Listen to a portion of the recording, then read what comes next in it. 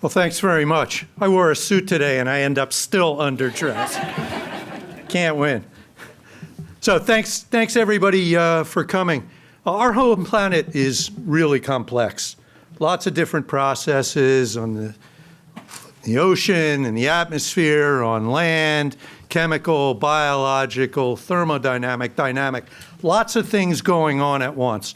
But it's the unique vantage point of space that really lets us, in a revolutionary way, penetrate the mysteries of not only in the individual processes on our planets, but their interactions. Only from space can we make measurements of many different variables with near uniform accuracy, with global coverage but high spatial resolution over long periods of time, but frequently at every point, and therefore be able to understand the linkages in scales that characterize our planet. Now, NASA Earth Sciences advances our understanding of the planet as an integrated system, the interactions between processes as well as the individual processes, and our applied sciences program develops and tests applications that deliver direct societal benefit. Now, the problem is way too large for any single agency and any single country. And so international partnerships are key. We strongly support and we work with and within international organizations like GEO and CEOS that provide organizational means for collaborations toward our collective objectives. With respect to GEO, the U.S. is a lead or a contributor to nearly 3/4 of the flagships, initiatives, community activities, and foundational tasks that make up the GEO work plan. Earlier this year, as you all are familiar with, NASA Earth Sciences Applied Sciences program issued our first request for proposals dedicated to elements in the GEO work program. We directed this RFP towards 9 elements, focused on those in which NASA is a lead or a major contributor and where we saw strategic opportunity. With the solicitation, we specifically went outside the federal government. We wanted to expand the range of domestic organizations involved in the work of GEO. So, by the numbers, we received 110 proposals to the solicitation. And believe me, Lawrence and the others who ran the panels know that number 110 very well. It was a strong sign that we could indeed broaden the U.S. national approach to the GEO work program. Now, we have an extensive competitive peer review process, and in this case, it indicated that the suite of proposals were really strong. 72% of them scored a 3 out of 5 or higher, and 23% of them scored a 4 or above.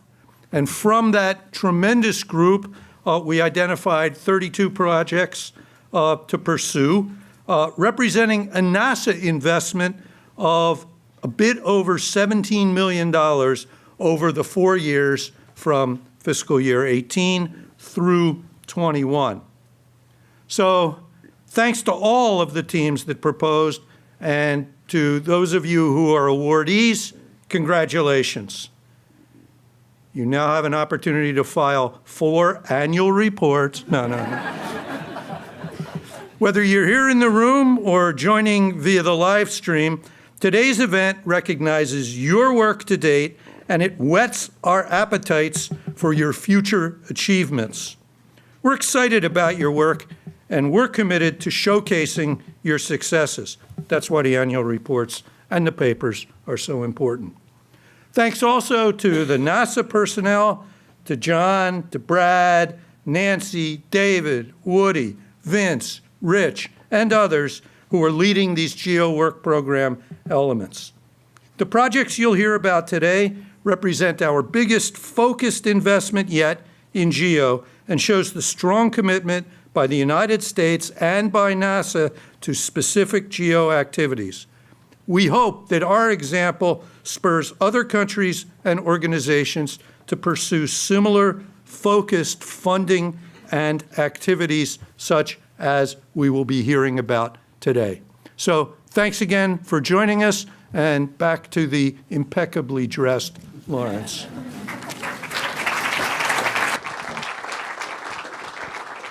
Great, thank you, Mike. And thanks especially to your support to all of Earth Science, but especially when we proposed this idea, your support to say, yes, let's pursue this, let's make this big investment for things like GEO and CEOS and a number of other things. So we know that these projects are going to support many of these different endeavors. And it's also going to give the PIs and the project teams chances to interact with people around the world that maybe they haven't interacted with. So if you haven't received it yet, we do have a little flyer that talks about, or gives the title and the PI and the organization for the PI that's up here in terms of the 32 projects. And so I wanted to give a little bit of sense of what's going to be happening. We have 9 of these areas. You can see they're listed up there on the screen, these 9 of the work program elements. What's going to happen is the program manager, who's going to be overseeing that particular work program element and these projects that are associated with it, is going to be coming up here, giving a few remarks about that element. And then we're going to be identifying the project, the PI, and the organization. And so at that point, we'd ask the PI or their representative to come up here. You don't need to say remarks. Actually, you're not expected to share remarks, and we're turning the mic off if you do make remarks. But to come up here, we're going to do a group photo with all the awardees for that particular work program element, and then the program manager is going to come back and just give a few concluding remarks, and then we'll move on to the next one. All good? Great. All right. The other thing is you are going to be getting the nice GEO pin. So if the PIs and the project teams don't already have one, you'll also be getting the GEO pin in the unique, sleeker model. We are first going to... First-year funding? So not just funding and a chance to enter reports, you also get a GEO pin. How about that? First up is the AmeriGeos, and so we'll call up Nancy... Oh, I'm sorry, health. First up is Earth Observations for Health, and so John Haynes.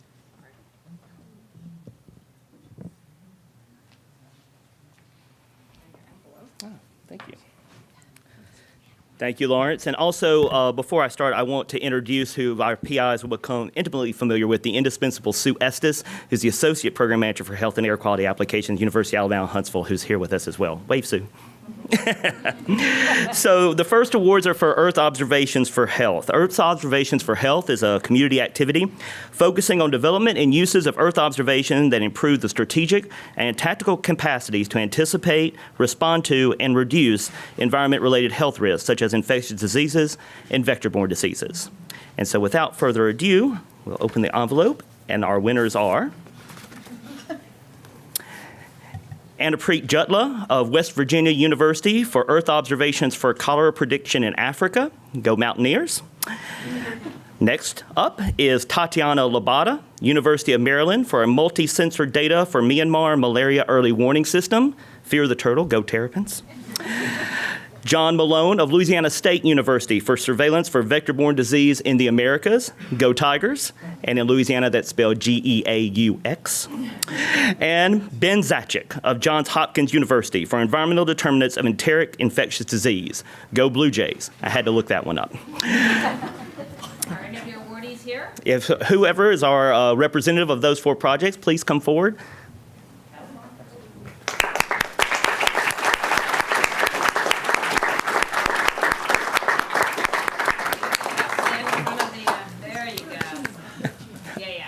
Of course, Rita Caldwell, University of Maryland as well, part of Antar Jutla's team. And representing Ben Zacic. So please stand here. And Before we take the group photo, I just want to give a little taste of what these 4 projects are going to accomplish over the next 4 years. For one, Earth observations will be employed to predict the risk of outbreak, trigger, and transmission of cholera in the environment and human populations in Africa, and thereafter develop a comprehensive capacity-building plan to engage end users to incorporate this information into decision-making so appropriate intervention strategies can be devised and developed. This is in partnership with several members of AfriGeos. While considerable progress has been made towards the goal of eliminating malaria, the recent emergence of artemisinin-resistant populations of malaria-carrying parasites in the greater Mekong poses not only to slow down the progress, but potentially undermine the entire elimination campaign. The Myanmar Malaria Early Warning System aims to develop a robust satellite data-driven early warning system to forecast malaria hotspots dynamically in space-time to support medical interventions.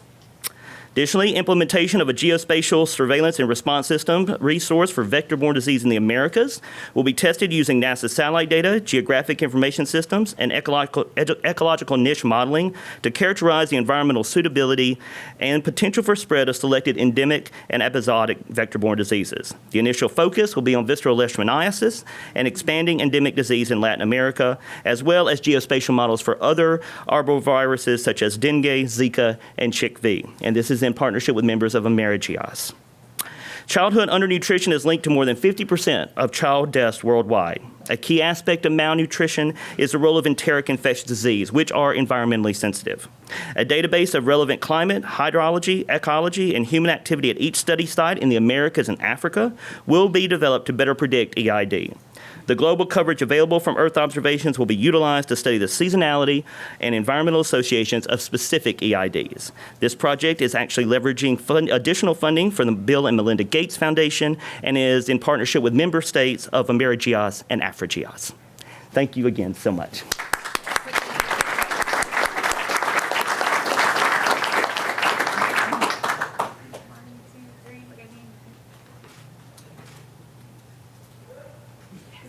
Thank you. Thank you. Hey, John. It's good to meet you. Thank you very much. Yes. Thank you, John, very much. Thank you. I'll definitely pass them on to you and hope you guys can. Okay, great. There's your mic. Next up is AmeriGeos. And so Nancy Serby is the program manager overseeing this.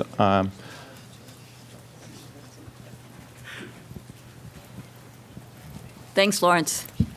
It's very exciting to be here today with this filled room and with such, I'm supposed to be opening this with a flourish. Let's see if I know what that really means. And the winners are, I have to introduce first. That's right there. Oh, There you go. thank you. See, we're not well prepared. So let's talk about AmeriGeos. Please, 3:30 today, I'll make a free plug, come to our site event. Afterwards, there's a social hour, so that's another incentive to come and sit through the whole session and learn more about it. So the idea of the AmeriGeos is to really focus on the needs of the 16 countries that are in the Americas, and there are 4 priorities that they identified as we created AmeriGeos back in 2014. Those priorities are food security and sustainable agriculture, disaster resilience, water resources management, and biodiversity and ecosystem sustainability. It also includes foundational tasks such as capacity building and data infrastructure. So here are progress over the past few years, and these new projects are really going to make a big difference. As we all know, what's one of the biggest challenges of GEO? Resources and being able to leverage them. So we now are very excited to have these resources and to bring them to the benefit of the region. So now I finally get to say what's on the from the envelope.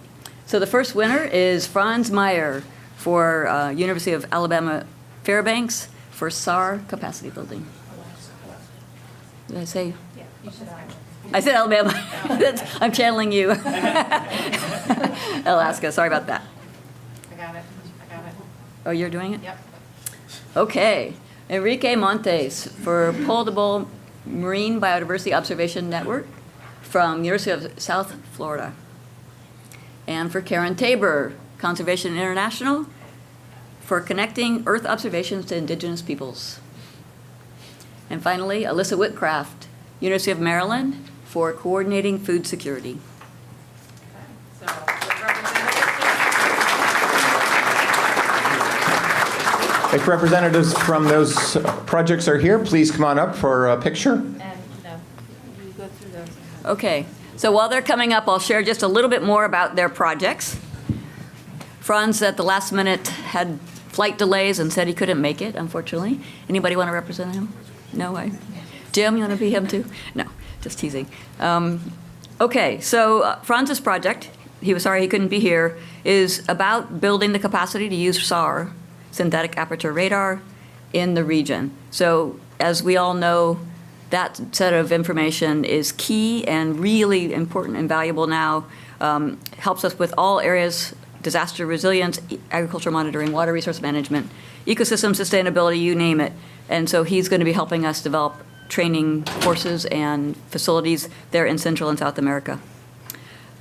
Enrique will be working on the Potable Marine Biodiversity Observation Network. We've been working on the MBON pull-to-pull by hook or by crook for a little while now, and so I'm so excited that we are able to move that forward.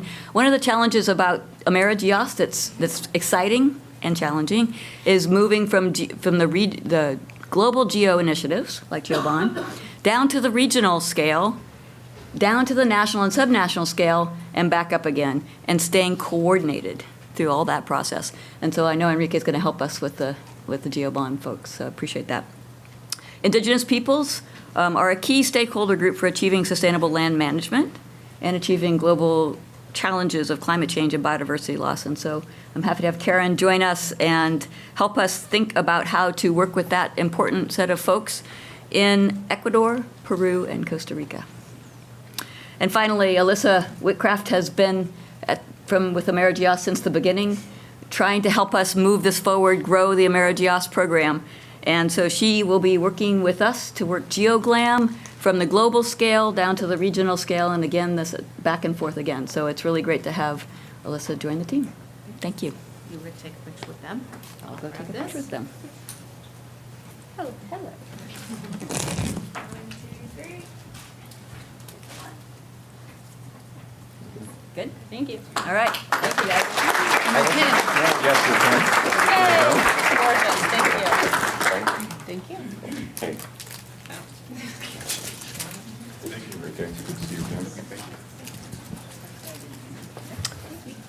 And next, we are also going to have Nancy talk about Human Planet. So over to you, Nancy. Thank you, Lawrence. See, I get a second try, so that's a good thing, huh? So, the role of humans and human settlements has a clear and present role in the Earth system. Policy decisions shape incentives, behaviors, and actions of individuals and organizations, and the aggregate of these affect the Earth system. Sometimes it's easy to think about the planetary, and it's complicated all by itself, or the people without the planet, but you really have to combine the two to make a true understanding of the Earth as a system. NASA and Applied Sciences program identified the Human Planet Initiative as a strategic opportunity to help push that idea forward. And so we are happy to be joining the Human Planet with these new projects. These 3 wards will contribute an already active, vibrant Human Planet Initiative led by Martino Pastorici. I'm not sure how you pronounce it. Sorry. And so I now get to announce the awards for Human Planet.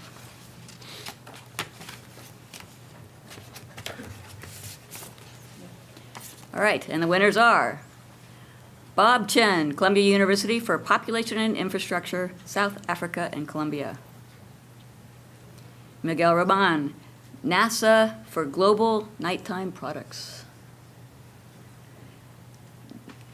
Jamin Vanden Hoek, Oregon State University for Mapping the Missing Millions. And those are the 3 awards. Come on up. Representatives from them, come on up. And while they're coming up, I'll go ahead and tell you a little bit about this. So we have working in South Africa and Colombia to develop spatially explicit data and models of human settlements, infrastructure, and population distribution to include Earth observations to improve data quality and accuracy, increase data accessibility, and test, apply, and improve data for sustainable development applications. Miguel will be helping us with nighttime environmental products that will help decision makers implement positive and sustainable actions to promote smarter and more resilient cities. New products will be developed from SUMI MPP that significantly improves upon existing nighttime environmental monitoring capabilities and a framework to evaluate quality of nighttime light products in a traceable way. Finally, how do you pronounce your name, really? We're representing Jamin, is it proper? Thank you. Jamin will be working to develop open global scale geospatial data to locate, characterize, and assess SDG indicators at informal settlements belonging to refugees, internally displaced populations, and forcibly displaced and resettled people. Field-based validation will be done for Nepal and Uganda. Welcome and thanks. Thank you. Take a picture. All right. Right in. Scoot right in here. Yep. Thank you. 1, 2, 3.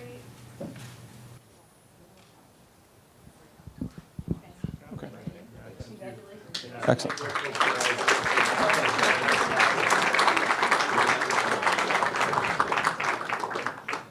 Excellent. Thank you very much. Thanks for your proposals, and congratulations. Thanks to you, Nancy, for leading up and overseeing AmeriGeos and Human Planet. Next up is we're going to be hearing from Brad Dorn, who's the program manager who's going to be overseeing GeoGlows, and we're also going to be hearing from him relative to GeoVeneer because Rich Ekman couldn't make it.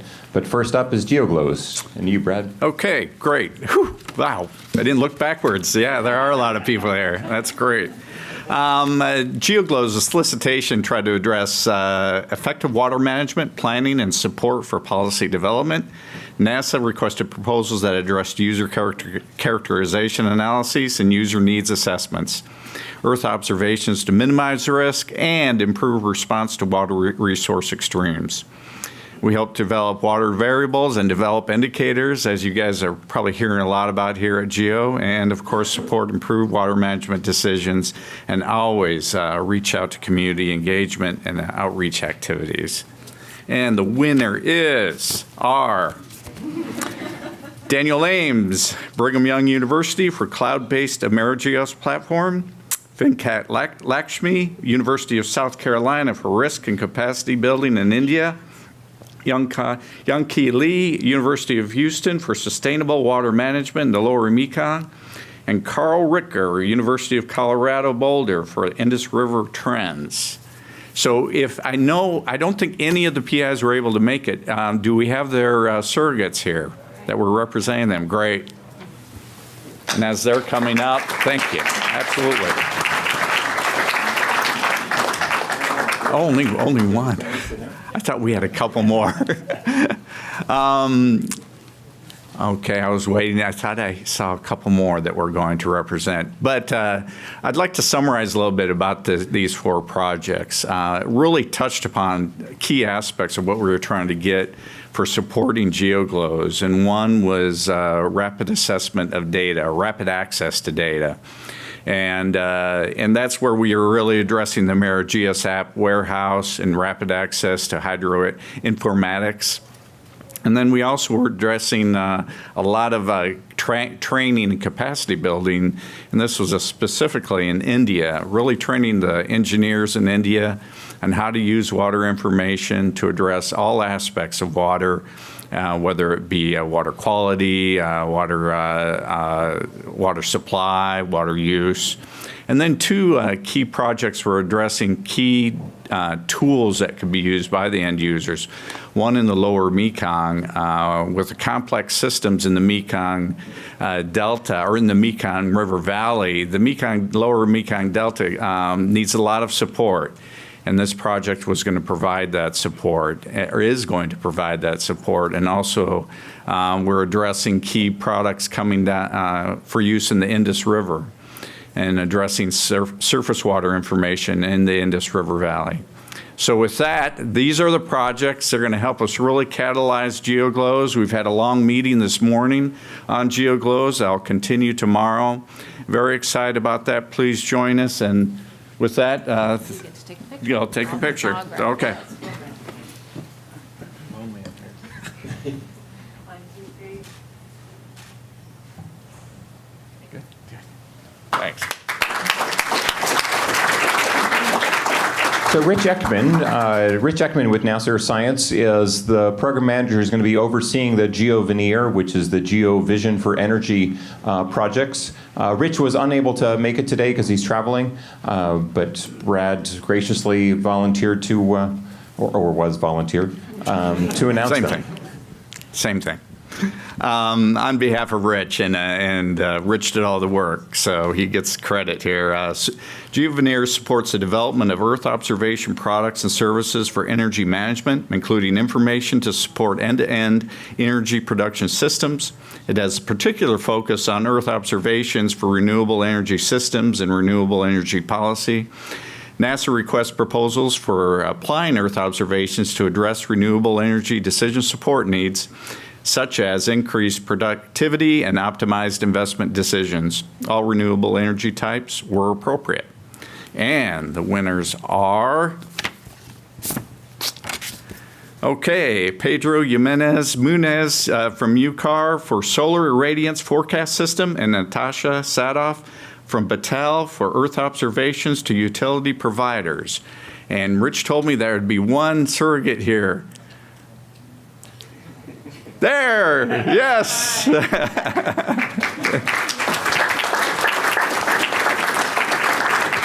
I just want to summarize the two projects. They're really interesting. And obviously, this is a really important part of our GEO portfolio.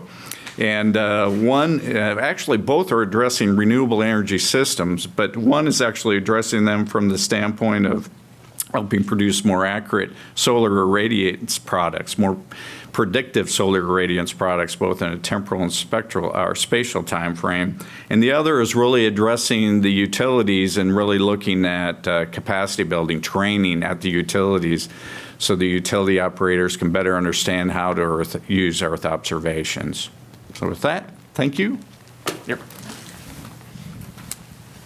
I should have a sign Rich's face right there. 1, 2, 3. We'll Photoshop him. Yeah, Photoshop him. Thank you so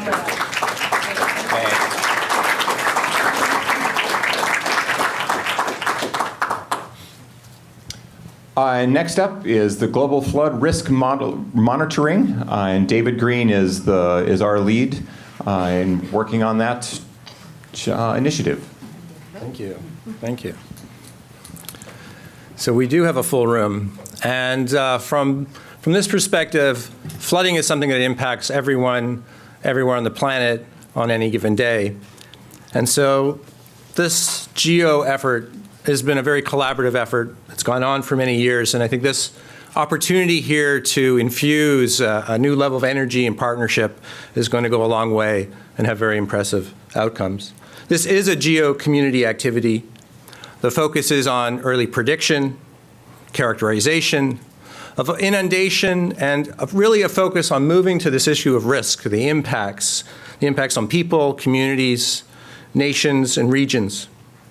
We requested a proposal that not only advanced flood understanding, but this link to people, to communities, to regions, and therefore it does have natural links to some of the other projects, whether it's in AmeriGeos, the water resources, energy, or the human planet. And we do expect to see those connections and leveraging made. It does have the challenge, like many of others, of going from the global scale to the regional scale. But the flood does include many people, many types of observing systems, from our satellites to our airborne, to our ground, to our coasts and oceans. And so very much an integrated effort. And also builds off a GEO participating group, the Global Flood Partnership.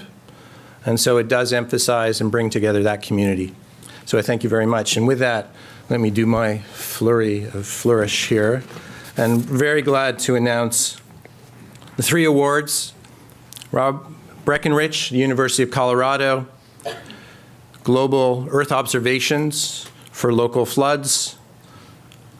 Andrew Kruskowitz, Columbia University, responding to flash flood forecasts. And Seng Ho Yan from Jet Propulsion Labs of NASA for SAR, synthetic aperture radar, data for flood forecasting. So with those 3 projects, I think we have, at least I saw Andrew here. I don't know if we have representatives from any of the others. I just want to mention the fact that all 3 of the groups here have been active members of the GEO community, of the group of Global Flood Partnership. So they're no strangers to this area. They're no strangers to working together. And as I said, what I think we were really looking forward here is an opportunity to kind of really raise it to the next level. And it really will advance the GEO efforts. If I talk about the 3 really briefly, the efforts of flood we feel here in the U.S. and we experience all the time. We have a lot of observations, but we do call upon the global flood and observation community even when the efforts are here. But more so in developing countries, in areas where there are fewer observations, and satellites and partnerships are increasingly important.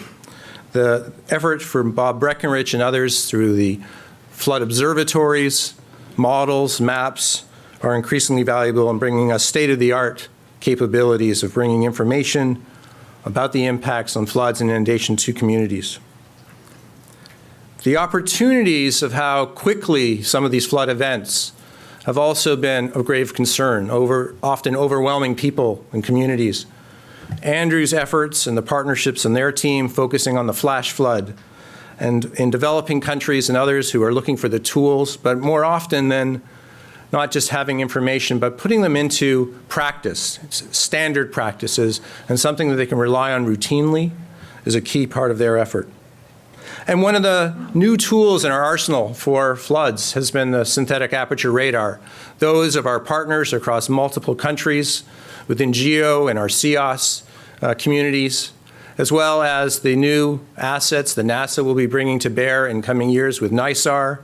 And we see that the synthetic aperture radar has been a past tool for many of the geohazards, and in the last just few years become a very impactful contribution to what we've been doing for flood response and flood preparedness, as well as recovery.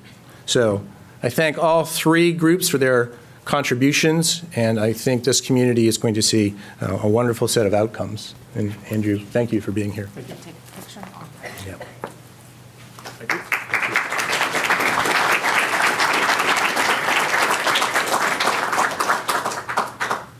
Thanks. All right. Thank you. Thank you. Many more. Thanks. Thanks, David. Next up is the Global Wildfire Information System, and our Vince Ambrosia is the one overseeing this, and he's been the big lead for NASA relative to getting involved in this initiative. Thank you, Lawrence. Good afternoon, everybody. This topic hits pretty close to my home. Actually, it almost hit my home. I live in the Santa Rosa, California area and was impacted by the fires which came within a half a mile of my house, basically 15 minutes from burning. So this topic area is of great concern and of great interest to me. I just got back into my house last weekend, so I've only been here for the last couple of days. Not sure if I was going to make it or not. Anyways, move forward. The Global Wildfire Information System, or GWIS, is a GEO initiative that provides a web service platform for coordination and harmonized information sharing among major national and regional fire information providers. NASA solicited proposals for enhancement of the GWIS and capacity building, training, and regionalized workshops on the use of GWIS. Our winners are La La Land. No, wait. It's on the other side, sorry. Damn. Luigi Buschetti from the University of Idaho for enhancements to on-demand fire statistics, tabular information, and graphical information use in GWIS. Robert Field, Columbia University, for development of an enhanced global 10-day fire weather index integrated into GWIS and advancing the Indonesian fire warning system. And Wilfred Schroeder from the University of Maryland, soon to be NOAA, I believe, for multi-sensor global active fire data improvements in GWIS. So let's give them all a hand, and I know two. Two of the three members are here, and the third, Robert, Robert Field is actually attending a wildfire meeting at Columbia University as we're hosting this in Washington, D.C. here. No, he's going to go Oh. over the Yeah, project. I'll go over the projects real quickly. Collectively, these awards will result in the following: to provide GWIS enhancements for improved on-demand statistics, tabular information, and graphical information at state, regional, national, subcontinental, continental, and global scales at monthly, seasonal, and annual time periods based upon 15 years of Modus Collection 6 fire products. Also, to develop a 10-day global fire weather index forecast by integrating the global fire weather database data into GWIS, which will increase the real-time fire weather index data sets in use there from 1 to 4, so a dramatic increase in the number of fire weather index data sets used. This will be piloted by working with Indonesia by improving fire danger estimates and conducting GWIS fire management training to that community. And developing a global geostationary network of fire products to complement existing polar orbiting satellite fire monitoring products, such as those collected by Landsat 8, Sentinel-2A and B, and VIIRS, to enhance the GWIS provided fire information on a global scale. All three of these projects also have an outreach and training component as an integral part of their efforts to globalize the use of GWIS and bring it from its current beta test mode into operational use by the global community. So with that, the investigators.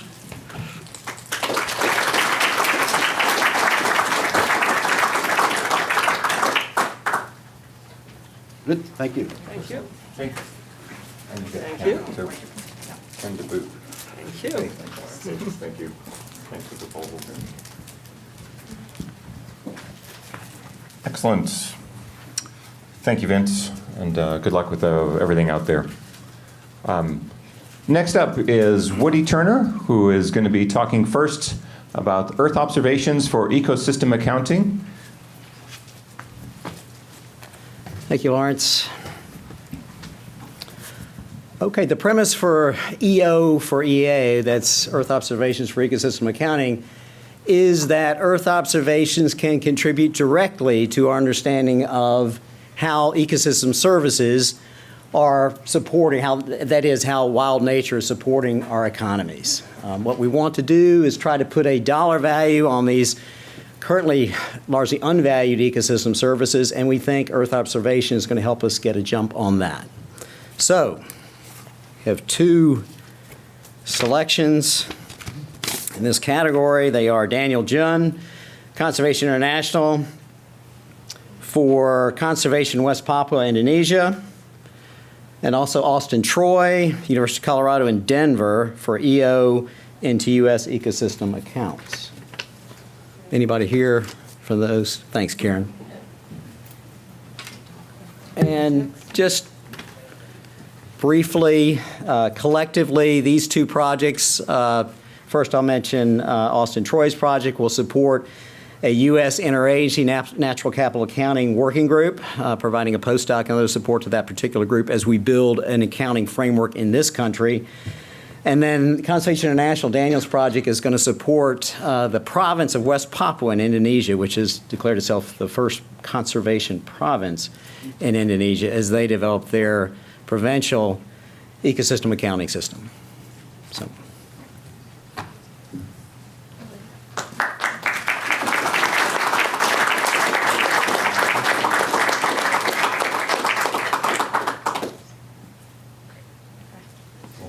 Make sure the pen gets in. Okay. And Woody is also going to be talking, about the GEO Biodiversity Observation Network, something that Woody has been passionate about and one of the big founders for. So over to you, Woody, for GeoBond. Thanks, Lawrence.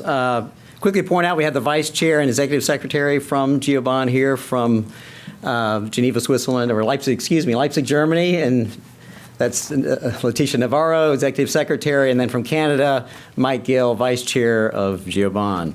GeoBond is an effort to globally coordinate biodiversity observations in situ, satellite, airborne, and water in order to provide indicators, ultimately indicators that support the Convention on Biological Diversity and other conventions, as well as the new assessment process of IPBEST. That's the Intergovernmental Platform on Biodiversity and Ecosystem Services as prime international users, as well as other national governments as they attempt to understand how biodiversity is changing in their countries. So we have actually 3 areas I should note that we requested in this call that these GeoBond proposals focus on. 1, the development of essential biodiversity variables. These are variables that are a step between a raw observation and an indicator. 2, capacity building tools and something we call bond in a box. That's a biodiversity observation network in a box. These are tools, largely software-based, that will allow folks around the world, particularly in the developing world, to essentially get a jump on doing their own biodiversity assessment at the national level.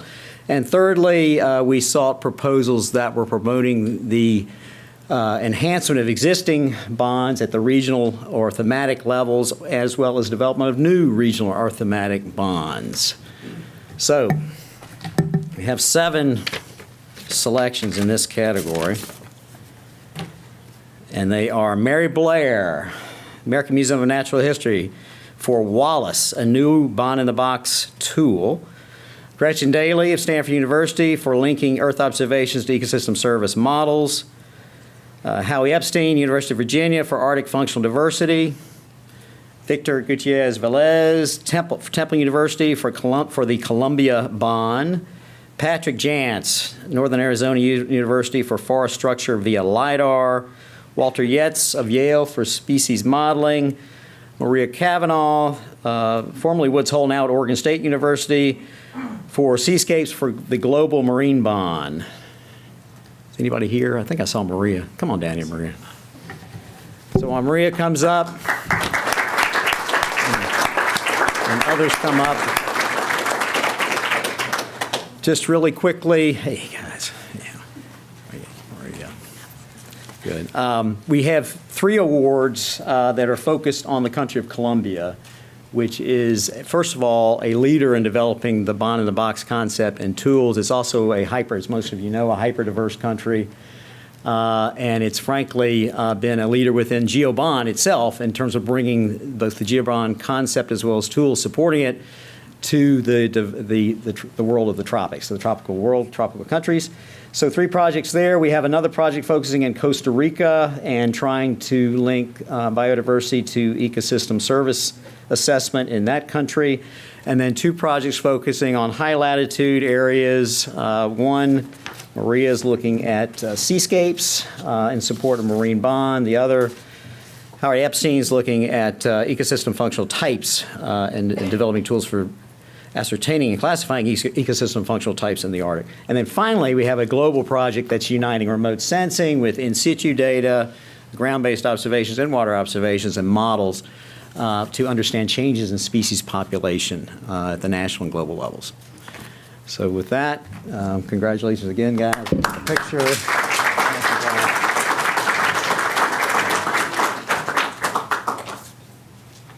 One, two, three.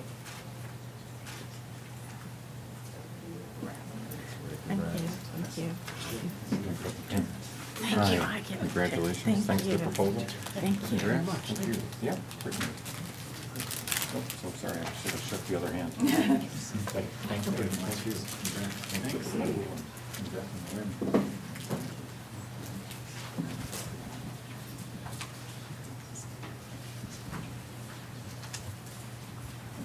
And so these are the awards. These are the 32 awards that are across these 9 different elements. I do want to give a shout out to everyone who may be out there who is live streaming it.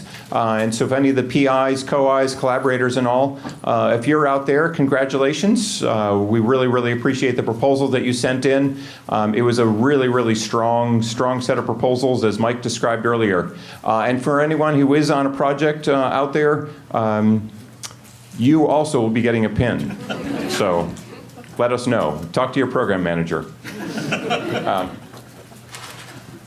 And I know that we didn't have time necessarily for all of the PIs, the representatives, to make statements here. We also didn't have the music to try to get you off the stage. That was the real reason. But we do ask you to go up and talk to your program manager, and if you had that statement that you had been practicing and rehearsing, please, you can make it to your program manager. One thing that we do want to encourage people is that people within the GEO community, we really want you to watch the progress on these and really sort of track the progress. And if you're involved, or if your colleagues are involved in any of these 9 work program elements, the ones that are shown up there, please engage the people in these new projects. In some cases, the people are very familiar with GEO and the GEO process and all, but in some cases they may be less familiar, and so they're going to need some help sort of being brought in and really help to recognize the fact that there's lots of activities in each one of these GEO work program elements that are going on in different parts of the world. And really part of the effort is to help do that integration, to do that engagement across the world. So that is one of the activities that we put in the solicitation we expect of the awardees, is for them to engage with others who are involved in this. We want to give you a little bit of sense of just what do these 32 projects represent. And so overall, represents an investment of about $17 million. And so we're really, really pleased. It was a little bit more than we initially had budgeted for when we saw the proposals. And when we talked to the team itself, we sort of said, you know what, this is a great time to be investing in this. We really want to be pushing and helping GEO advance. So this is what we did, was actually we did some things internal to the program. We stretched a little bit so we could pick up a bunch more proposals than I think we initially had identified. So we're really pleased that we're able to invest in this in the range of $17 million. In addition, you can sort of see, as Mike mentioned, one of the objectives was to really sort of get outside the U.S. federal government in terms of the organizations that could support GEO. The U.S. federal agencies have been doing a nice job supporting GEO, and what we realized is, wow, we really need to make this more of a national effort to support GEO, and NASA was in a position to help U.S. and the U.S. Group on Earth Observations to do that. And so we're really pleased that we can be bringing in 25 universities, 5 private sector PIs, including NGOs, as well as 2 that are from NASA. So we're also looking to sort of see how do we expand people within NASA to be involved within GEO and CEOS and some of the others. You can see the ratio in terms of the PIs, male-female, not quite as even as we would like it, so we're going to have to work on that a little bit. But you can sort of see that we are looking at that. It was not one of the criteria, but it is certainly something, a factor we're looking at to try and see what do we need to be doing to help support and advertise and promote so we can get a little bit better gender balance and all.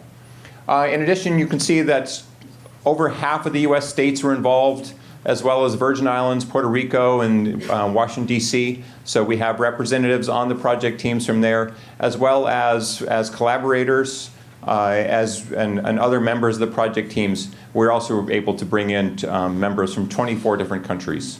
Overall, it was hundreds. These 32 projects represent hundreds of people who are going to be part of this. And so really proud that we were able to do this. We're more proud of just what these projects represent. And we're also really excited that you all were here to help hear about them. Please, we encourage you all to go find the PI or the representatives of some of these different projects, find out more about what they're going to be doing. To the PIs and representatives, I swear you're going to be getting the money fairly soon.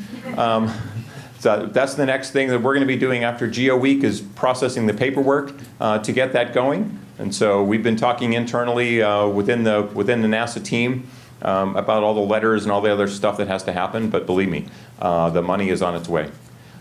With that, I just wanted to do a quick thank you to Stenka Willis, who's been hiding back here. She's been really the one to help us organize a lot of this effort for this award ceremony. Thanks to all the people who are running the live stream event. Thanks especially to the PIs and the project teams for your proposals. And really, we appreciate them. We're looking forward to everything that you're going to be doing to support the overall GEO community. So thanks, everyone.